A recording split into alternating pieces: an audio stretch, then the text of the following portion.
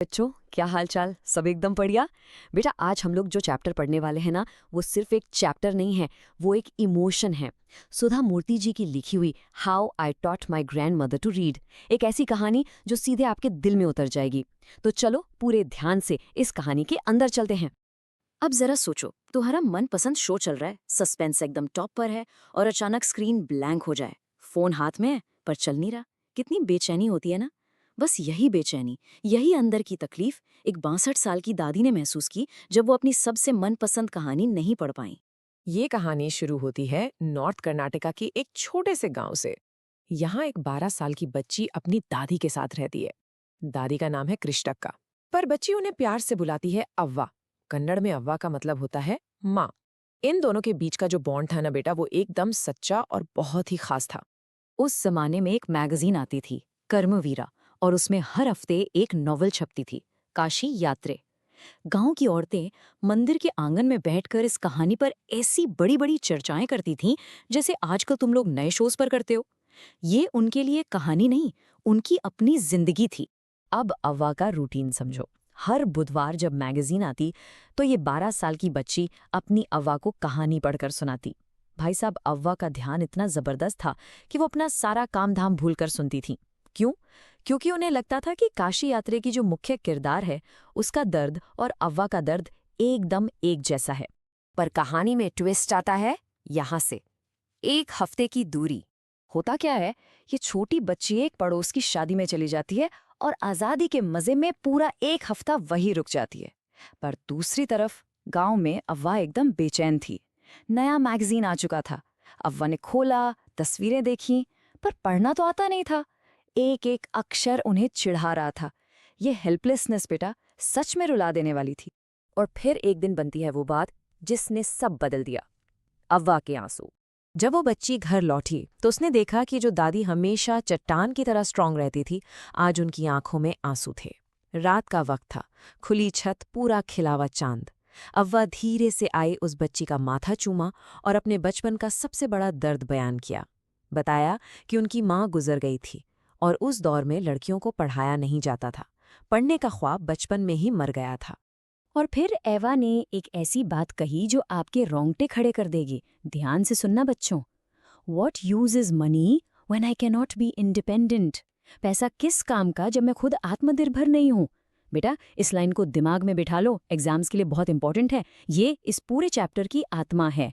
इस दर्द में अव्वा को तोड़ा नहीं, बल्कि जन्म दिया एक नई शुरुआत को, पढ़ने की जिद। आवा रोने वाली औरत नहीं थी। उन्होंने एक पक्का इरादा किया। उन्होंने तय किया कि कल से ही कन्नड़ा अल्फ़ाबेट सीखना शुरू करूंगी और अगले दशहरा यानी सरस्वती पूजा तक मैं पूरी नॉवेल खुद पढ़ूंगी। ये उनका आखिरी टारगेट था। एक बार इस बात की गहराई को समझो बेटा। 62, 62 साल की उम्र। उस उम्र में जहां लोग उम्मीद छोड़ देते हैं, अव्वा अपने सफ़ेद बाल और झुर्रीदार हाथों के साथ शुरुआती अक्षर सीखने निकल पड़ी थीं। ये होती है असली हिम्मत। शुरू में वो 12 साल की बच्ची, जो अब अपनी ही अवतार की टीचर बन चुकी थी, वो उनकी इस उम्र का थोड़ा बचपने में मजाक उड़ाती है। पर जल्द ही सब बदल जाता है। मजाक से शुरू हुआ सफ़र दुनिया की सबसे डिटर्मिन्ड स्टूडेंट के सफ़र में बदल जाता है। और फिर दुनिया ने देखी सबसे अनोखी स्टूडेंट। आवा का पढ़ने का जुनून कतई अलग लेवल का था। लगातार पढ़ती, लिखती, रिसाइट करती। एक 62 साल की स्टूडेंट अपनी 12 साल की टीचर से ज्यादा मेहनत कर रही थी। और जब बच्ची ने उम्र का मजाक उड़ाया था तो आवा ने कहा था, for learning there is no age बार।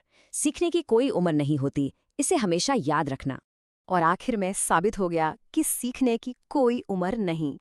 सरस्वती पूजा का वो दिन आ गया। ये इस चैप्टर का सबसे इमोशनल पार्ट है, ध्यान से सुनना। पूजा के दिन उस 62 साल की स्टूडेंट ने अपनी 12 साल की नन्ही टीचर के पैर छूकर उसे प्रणाम किया। क्यों? क्योंकि हमारे शास्त्रों में लिखा है कि एक गुरु का हमेशा सम्मान करना चाहिए, चाहे उसकी उम्र या जेंडर कुछ भी हो। ये इज्जत की सबसे सच्ची मिसाल थी।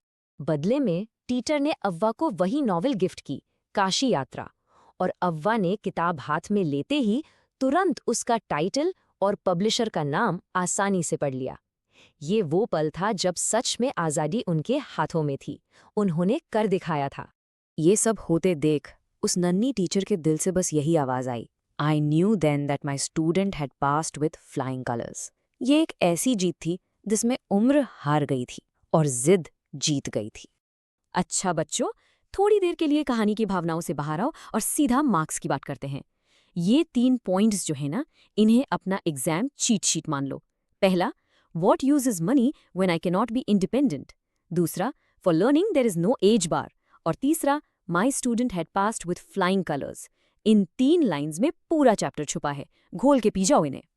तो मेरे दोस्तों, आखिर इस चैप्टर से हमने क्या सीखा? पैसा आता है, चला जाता है, लेकिन नॉलेज आपसे कोई नहीं छीन सकता। अव्वा ने 62 साल की उम्र में अपनी मजबूरी की दीवार को तोड़ दिया। अब आज का सवाल आपसे है, आप कौन सी दीवार तोड़ने वाले हैं कुछ नया सीखने के लिए? सोचना जरूर। तब तक पढ़ते रहो, आगे बढ़ते